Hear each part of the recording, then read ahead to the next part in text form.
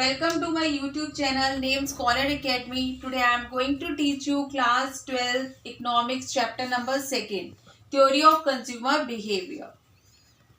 So we are continuing with the topic substitution between goods.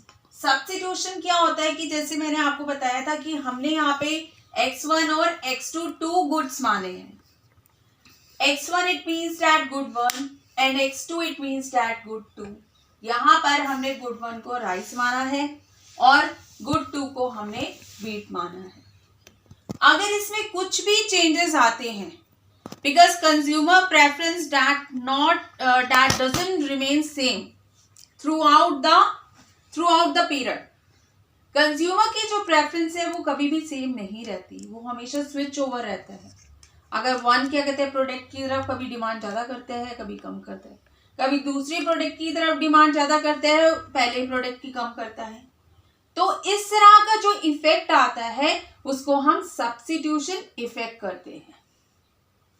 तो इस case में क्या होगा, चेंजेस जो आएंगे वो हमारे दोनों गुड्स की तरफ आएंगे, यानी x1 plus delta x1, x2 plus delta x2. कभी राइस की क्वांटिटी इंक्रीज करेगी, कभी व्हीट की क्वांटिटी इंक्रीज करेगी. तो सपोज हम यहाँ पे मान के चलते हैं कि इस टाइम कंज्यूमर ने जो डिमांड करी है वो राइस की ज्यादा करी है और व्हीट की कम करी है. और सी यहाँ पर हमने डेल्टा x1 यहाँ पे ग्रेटर है और डेल्टा x2 हमारा कम है. यानी डेल्टा का मतलब मैंने आपको बताया था दैट इज अ चेंज. अगर किसी तरह के चेंजेस आ रहे हैं उसको हम डेल्टा से रिप्रेजेंट करते हैं. तो यहाँ पर इसने राइस की डिमांड ज्यादा करी है और व्हीट की डिमांड कम करी है. डेल्टा x1 अगर यहाँ पे कम है और डेल्टा x2 यहाँ पर ग्रेटर है, यानी यहाँ पे राइस की डिमांड कम हो रही है और व्हीट की डिमांड इंक्रीज कर रही है. तो अगर एक प्रोडक्ट की डिमांड इंक्रीज एक की डिक्रीज, ऐसा कुछ क्या कहते हैं, अगर फिनोमिना है, अगर कोई सिस्टम है, तो ऐसा क्यों होता है, क्योंकि इनकम जो है वो कंज्यूमर की वो एक फिक्स्ड है, it's not moving, it's not change. तो उसको उसी इनकम में अपने सेटिस्फेक्शन लेवल को एक लिमिट फिक्स करनी पड़ती है, उसी लेवल तक उसको मूव ऑन करना पड़ता है. तो रेट ऑफ सब्स्टिट्यूशन इस केस में क्या होगा, delta x2 upon delta x1. क्योंकि दोनों गुड्स में चेंजेस आए, एक बढ़ता है घटता है, एक घटता है एक बढ़ता है, तो इसीलिए जो हमारा रेट ऑफ सब्स्टिट्यूशन में चेंजेस जो आए वो delta x2 upon delta x1 हुआ. And the another point which you have to note down, willing to give up good 2 for other good 1. यानी एक गुड को देना पड़ेगा, एक को उसे लेना पड़ेगा. यहाँ पर गुड 2 को वो गिव अप कर रहा है गुड 1 से. इसका मतलब वो व्हीट की क्वांटिटी को गिव अप कर रहा है for getting more quantity of rice. It means consumer is willing to pay more for good 1 as compared to good 2. यहाँ पर कंज्यूमर गुड 1 के लिए ज्यादा डिमांड कर रहा है एज कंपेयर टू गुड 2. यहाँ पर he is ready to pay more for good 1. And I am giving you the example, it should be very clear to you what is a substitution effect. See 1 and 2 का हमारे एक bundle है और एक हमारा bundle है 2 और 1 का. 1 इट मीन्स गुड 1 की इसमें डिमांड करी है एंड 2 इट मीन्स डैट इसने गुड 2 की डिमांड करी है. यहाँ पर हमने माना है कि राइस की इसने 1 kg की डिमांड करी है और यहाँ पर व्हीट की इसने डिमांड 2 kg की करी है. बट लेकिन अगर हम दूसरे बंडल की तरफ देखते हैं, यहाँ पर उसने राइस की डिमांड 2 kg करी है और व्हीट की डिमांड इसने 1 kg करी है. यानी जैसे उसकी राइस की डिमांड इंक्रीज होती है तो व्हीट की डिमांड ऑटोमेटिकली कम हो जाती है. तो this is the substitution effect. When you give up one good for the another for increasing the quantity of the other good, This is the substitution effect. Clear this concept? That is another topic, diminishing rate of substitution. What does it mean that diminishing rate of substitution? Consumer preference is increasing for good one as compared to good two. यानी पहले हमने case में क्या देखा था कि consumer की जो प्रेफरेंस है गुड वन की तरफ इंक्रीज हो रही है as compare to good two, यानी राइस की तरफ उसकी डिमांड इंक्रीज हो रही है as compare to the quantity of the wheat. So in this case, consumer is willing to to pay more for the quantity, for purchasing the quantity of rice instead of purchasing the quantity of wheat.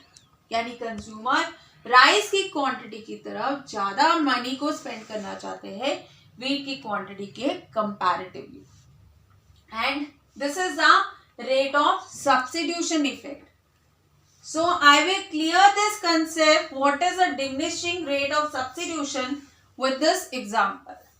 Suppose यहाँ पर हमने 2-3 का bundle लिया जिसमें rice की हमारी कितनी quantity है 2 kg है और व्हीट की क्वांटिटी हमारी कितनी है 3 kg है. अब अगर हम दूसरे बंडल की तरफ देखते हैं 3 की तरफ, यहाँ पर सिमिलरली राइस की हमारी कितनी डिमांड है 3 kg है और यहां पर हमारी व्हीट की डिमांड 3 kg है. तो यहां पर suppose I will take the another, just wait, I am giving you this example, just have a look here.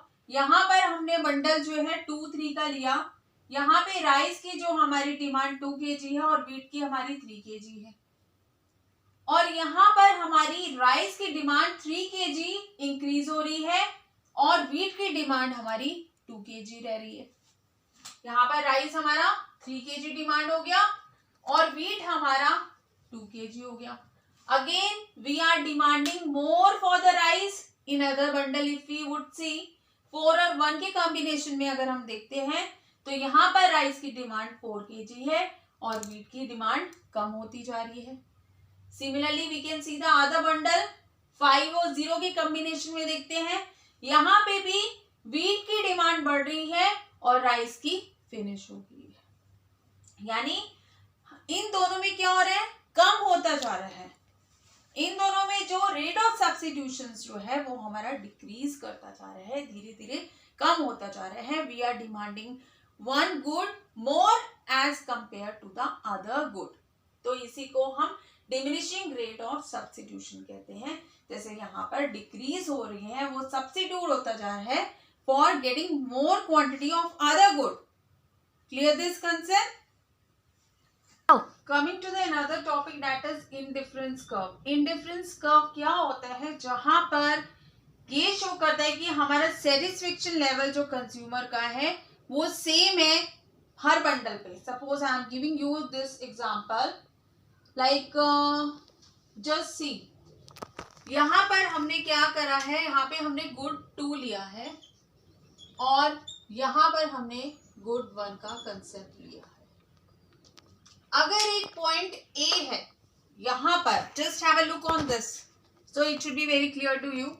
यहाँ पर एक पॉइंट ए है जहाँ पर हमारा बंडल कॉम्बिनेशन जो आता है, यहाँ पर 1 आता है हमारा गुड 1 का क्वांटिटी और गुड 2 की हमारी 2 क्वांटिटी आती है, यानी 1 और 2 का बंडल है. और यहाँ पर अगर हम बी पॉइंट के ऊपर देखते हैं तो यहाँ पर बंडल कॉम्बिनेशन आता है 2 और 1 का कॉम्बिनेशन आता है.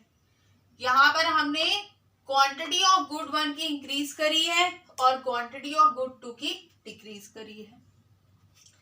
यानी यहाँ पे जो भी हमारा लाइन सेगमेंट होता है, सपोज हमारे लाइन सेगमेंट एल से एम तक, जो हमारा लाइन सेगमेंट होगा यहाँ पर कोई भी बंडल का कॉम्बिनेशन आ जाता है.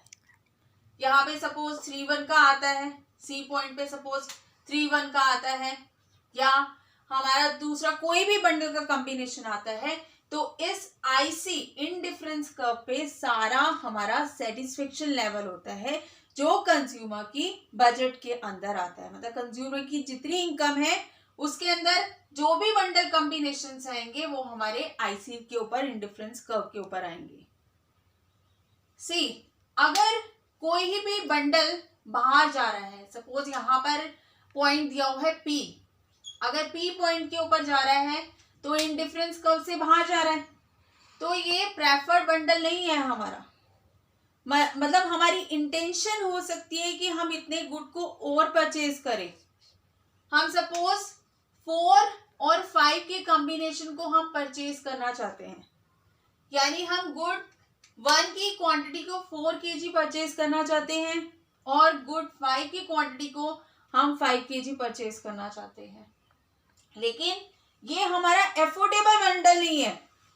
जो यहाँ का एरिया, जो हमारा बाहर का एरिया होता है इन डिफरेंस कर्व का, वो हमारी पॉकेट मनी के आउट ऑफ होता है, यानी which is not affordable for us.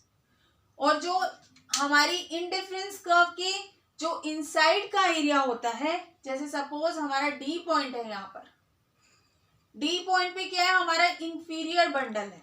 यहाँ पे कंज्यूमर ट्राई कर रहा है टू सेव सम मनी, अपने कुछ पैसे को बचाने की कोशिश कर रहा है कि जहां पर ये सेविंग करके इंफीरियर गुड को प्रेफर करे, जो लो क्वालिटी ऑफ गुड्स है। तो इन डिफरेंस कर्व पे वही बंडल्स की कॉम्बिनेशन आती है जहां पर उसे प्रॉपर अच्छा सेटिस्फेक्शन लेवल मिलता है कंज्यूमर को। Okay, this concept is clear. Slope of, अब इसमें स्लोप कैसे होगा हमारा इंडिफरेंस कर्व का? अभी इस, जैसे मैंने आपको बताया कि x1 और x2 हमारे गुड है, इसमें कुछ चेंज ओवर हुआ तो हमारा x1 और डेल्टा x1 की कॉम्बिनेशन आई और x2 प्लस डेल्टा x2 की कॉम्बिनेशन आई, यानी दोनों गुड्स के ऊपर इफेक्ट करेगा। Rate of substitution, that is what we are telling in this concept, मतलब हम इस कंसेप्ट को रेट ऑफ सब्स्टिट्यूशन बोलते हैं। हम एक गुड को इंक्रीज कर रहे हैं, एक गुड को डिक्रीज कर रहे हैं, तो यही हमारा स्लोप ऑफ इंडिफरेंस कर्व का हम इसे बोलते हैं, that is diminishing marginal rate of substitution बोलते हैं। Marginal rate of substitution is, what does it mean, that एक क्वांटिटी, एक यूनिट क्वांटिटी के इंक्रीज होने के लिए हमने कितनी एक यूनिट ऑफ क्वांटिटी को डिक्रीज करा है, तो इसी को हम मार्जिनल रेट ऑफ सब्स्टिट्यूशन बोलते हैं। तो हमारा जो स्लोप होता है इंडिफरेंस कर्व का, वो हमारा इसी कंसेप्ट के ऊपर डिपेंड करता है कि हम एक को इंक्रीज कर रहे हैं, एक को डिक्रीज कर रहे हैं। As I just tell you this thing, यहाँ पर अगर आप देखोगे इस फिगर के ऊपर, तो अगर हमारी यहाँ पर 1 और 2 का कॉम्बिनेशन था, यहाँ पर हमने गुड 1 की डिमांड 1 करी थी और गुड 2 की डिमांड 2 करी थी, तो यानी एक कम था, एक ज्यादा था। अगर हम बी पॉइंट पे देखते हैं तो यहाँ पर गुड 2 की डिमांड हमारी 2 थी और गुड 1 की डिमांड हमारी 2 थी और गुड 1 की डिमांड हमारी 1 थी, तो एक कम था, एक ज्यादा था। तो ये क्या है, एक बढ़ रहा है, एक घट रहा है। तो यही हमारा स्लोप, हमारा इंडिफरेंस कर्व का यही स्लोप हम बनाते हैं, मतलब we are getting the slope of the indifference curve in this way. It is based on the diminishing marginal rate of substitution के ऊपर वो बेस करता है। एक बढ़ रहा है, see just have a look this figure, एक कम हो रहा है, एक बढ़ रहा है, एक कम हो रहा है, एक बढ़ रहा है। तो यहाँ पर हम देख सकते हैं हमारे पहले डिमांड थी x1 और x2 की थी, बट लेकिन अभी हमारी इनमें चेंजेस आए, हमारी चेंजेस आए that is x1 plus delta x1, x2 plus delta x2। तो अगर हमारा कंज्यूमर एक को विलिंग करता है परचेज करने को, एक को रिड्यूस करता है, एक की डिमांड को रिड्यूस करता है, उसी को ही हम slope of indifference curve, we are telling this slope of indifference curve in this, that is depend on the diminishing marginal rate of substitution। और उसका जो स्लोप जाता है इंडिफरेंस कर्व का वो नेगेटिव जाता है। वो क्यों जाता है? As I have told you कि एक डिमांड बढ़ रही है, एक कम हो रही है, एक बढ़ रही है, एक कम हो रही है, तो ये नेगेटिविटी की तरफ जा रहा है, तो स्लोपिंग डाउनवर्ड होता है। Okay, if you like this channel then you please like, share and subscribe us. Thank you so much.